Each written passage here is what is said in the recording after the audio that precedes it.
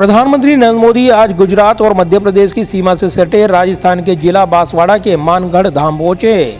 यहां पीएम मोदी ने साल 1913 में ब्रिटिश सेना की गोलाबारी में जान गंवाने वाले आदिवासियों को श्रद्धांजलि दी और एक बड़ी जनसभा को संबोधित किया। इसी के साथ पीएम मोदी ने मानगढ़ धाम को राष्ट्रीय स्मारक घोषित कर दिया। पीएम मोदी के साथ इस दौरे पर राजस्थान के मुख्यमंत्री अशोक गहलोत और मध्य प्रदेश के मुख्यमंत्री शिवराज सिंह चौहान भी मौजूद रहे। यहां जनसभा को संबोधित करते हुए पीएम मोदी ने कहा कि समाज के हर तबके में समभाव पैदा हो, इसलिए गोविंद गुरुजी ने सब सभा बनाई। उनके आदर्श आज भी एकजुटता, प्रेम और भाईचारे की प्रेरणा दे रहे हैं। उनके अनुयायी आज भी भारत की आध्यात्मिकता को आगे बढ़ा रहे हैं। साथियों, गोविंद गुरु जैसे महान स्वतंत्रता सेनानी भारत की परंपराओं के, भारत के आदर्शों के प्रतिनिधि थे। वो किसी रियासत के राजा नहीं थे, लेकिन फिर भी वो लाखों लाखों आदिवासियों के नायक थे। अपने जीवन में उन्होंने अपना परिवार खो दिया, लेकिन हौसला कभी नहीं खोया। पीएम मोदी ने आगे कहा कि 17 नवंबर 1913 को मानगढ़ में जो नरसंहार हुआ वो अंग्रेजी हुकूमत की क्रूरता की पराकाष्ठा थी। एक और आज़ादी में निष्ठा रखने वाले भोले भाले आदिवासी भाई बहन, तो दूसरी ओर दुनिया को गुलाम बनाने की सोच।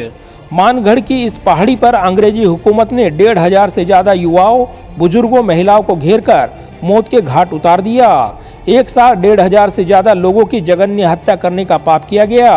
दुर्भाग्य से आदिवासी समाज के संघर्ष और बलिदान को आजादी के बाद लिखे गए इतिहास में वो जगह नहीं मिली जिसकी वो हकदार थे। हमारी आजादी की लड़ाई का भी पग पग इतिहास का पन्ना पन्ना आदिवासी वीरता से भरा पड़ा है। 1857 की क्रांति से भी पहले विदेशी हुकूमत के खिलाफ आदिवासी समाज ने संग्राम का बिगुल फूंका था।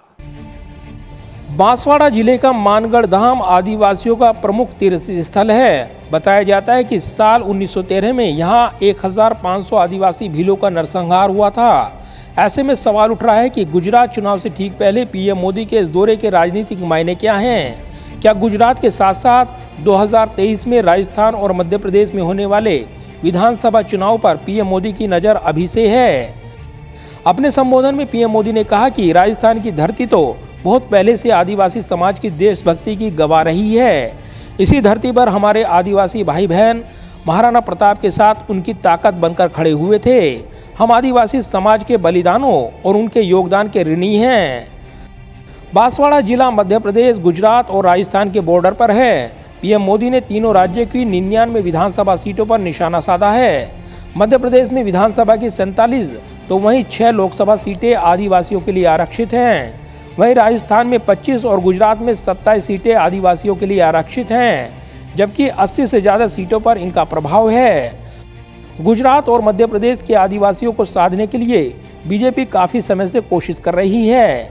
गुजरात में भी आदिवासी वोट की अहमियत काफ़ी है। राज्य में कुल 14.7% आदिवासी वोटर हैं, जो किसी भी राजनीतिक पार्टी को सत्ता तक पहुंचाने में महत्वपूर्ण भूमिका निभाते हैं। कांग्रेस का इन सीटों पर प्रदर्शन पिछली बार काफी अच्छा रहा था। साल 2017 में गुजरात चुनाव में बीजेपी का प्रदर्शन सबसे खराब रहा। इस चुनाव में बीजेपी महज 99 सीटें ही जीत पाई थी।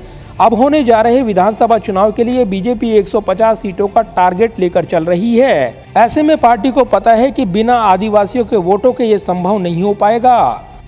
जाहिर है, गुजरात चुनाव से ठीक पहले पीएम मोदी के मानगढ़ दौरे ने आदिवासी राजनीति की अहमियत भी बढ़ा दी है।